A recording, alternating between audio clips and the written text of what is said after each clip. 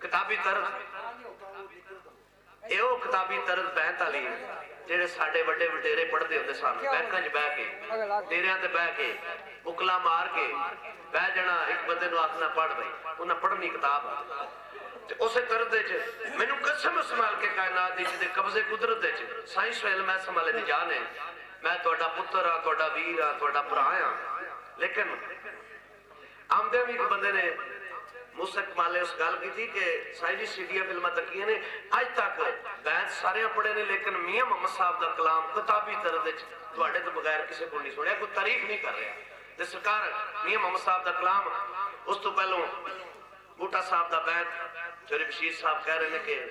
मोहम्मद बूटे का बैंत पढ़ के मियां साहब का शेर बूटा साहब लिखते हैं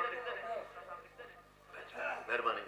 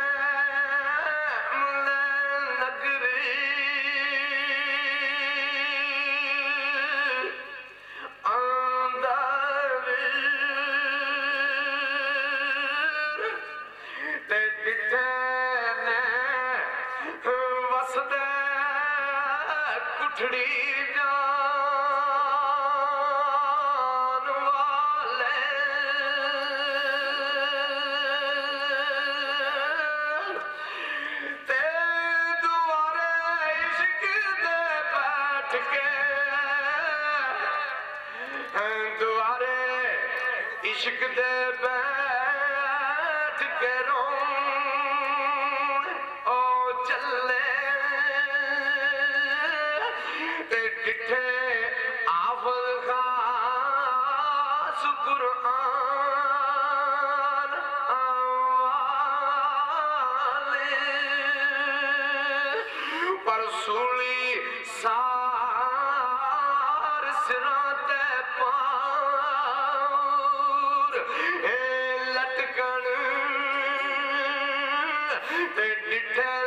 यार दा पेट छुपाण वाले पर हुक चार दे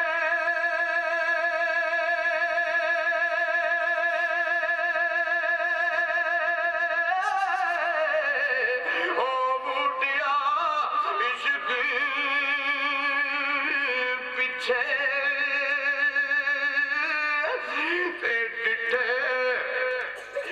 वली कमाल सुदान वाले ते तेरे टुर जावन दा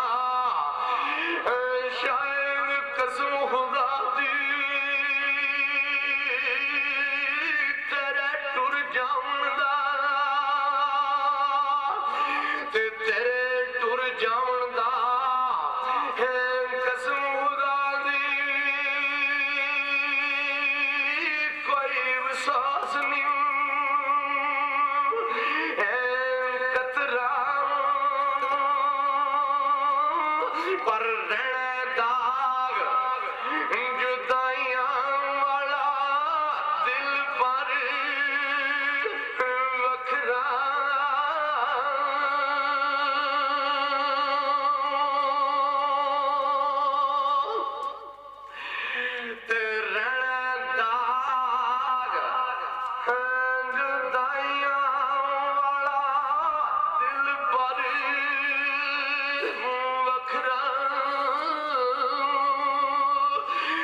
सरकार फरमांदे ने इत्थे किसे दे पैर नहीं लगे इत्थे ते इत्थे किसे दे पैर नहीं लगे ते हर कोई सफरी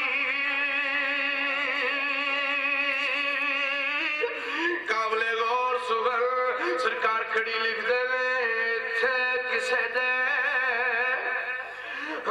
पैरों लगे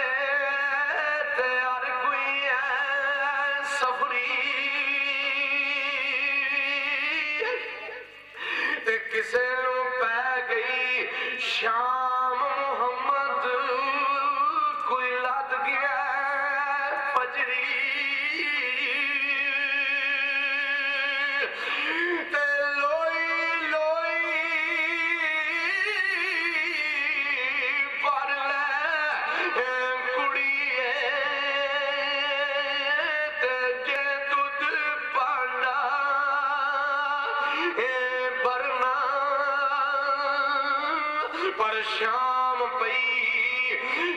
बिन शाम मुहम्मद कर जांदी डरना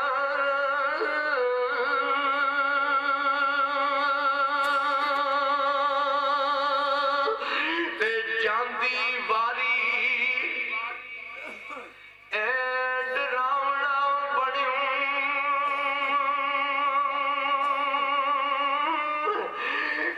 जांदी वार डरावना बणियों ते हथ ना लांदे डरदे पर जिन्ने जिन्ना खातर पाप कमाए उठ दस किधर गए ओ तेरे कर दे ते लपी बुकी मिट्टी पांदे लपी जनाब खड़ी फरमांदे लपी बुकी मिट्टी पांदे करदे टेर चेहरा क्योंकि महफिल इस साल स्वाब दी इस वास्ते हिजर दे शेर पढ़ रहा ते सरकार मियां साहब रहमतुल्लाह अलैह लिखिया कि इंसान की है कि आखिर लास्ट ते गल आ जाती है मिट्टी ते क्योंकि असा आई मिट्टी ते जो मिट्टी होवे ओदे ते मिट्टी पैंदी है ते मियां साहब लिखदे ने ते लपी बुकी मिट्टी पांदे हम करदे वी तेरी ओ चेहरा ते पढ़ दरूद घरां नूं जांदे मत वी पांदे तेरा सरकार आरफे खड़ी मियां मोहम्मद साहब कोल गए अवान शरीफ वाले काजी साहब ते कुछ दिन रहे ते मियां मोहम्मद साहब नूं कोल इजाजत मंगी अखा दे चौथर ते मियां मोहम्मद साहब रहमतुल्लाह अलैह उत्थे बंद लिखते ने जिस वेले काजी साहब अवान शरीफ वाले विद्या करते हैं तो उत्थे आप 470 का बैत लिखिया पेश खिदमत ते सरकार मियां मोहम्मद साहब रहमतुल्लाह अलैह रूमी कश्मीर लिखते हैं जरा तवज्जो करनी इस बैत अल क्योंकि मियां मोहम्मद साहब ने हर सुखन ते बड़ी मेहनत की थी क्योंकि दर्द वाले सन ना ते दुखिए दी गल